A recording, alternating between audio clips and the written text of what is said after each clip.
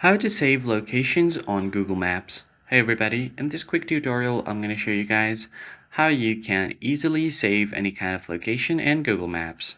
First thing first, open up your maps, and now here I'm just going to zoom in and go to a random location. So let's just head over to New York, and from here just tap on the location that you want to save.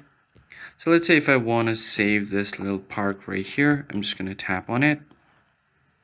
And here on this part, you should be able to find the save option under the description. Just tap on save, and it could be your favorites or the places you want to go.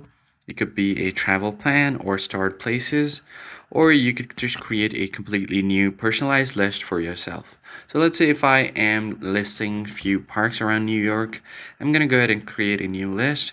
And on this private list, I'm gonna just name it something like parks, and then you could give it a description for this specific park and then click on create. If you want to share it with other people, tap on shared, and now you can share it with other people as well, so tap on create. You could also choose a personalized icon for this specific list. So once you have done that, you could just go back, and now you have successfully saved a location on Google Maps. Now, in order to access the saved location, you could also find it on the map, something like this, or you could just head over to the U tab at the bottom. Then you'll find your list right here that says parks, and it will automatically take you to this park.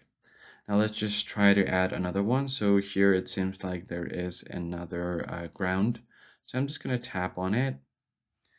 And once you have done that, so let's just go to explore and then tap on this park. Long press and hold on it to pin the location, tap on save, and I'm going to save it to parks, tap on done. So let's just go to our parks here, go to the U section, and as you can see there are two places, so you can find those places right here. I hope this tutorial was helpful. I'll see you guys on the next one.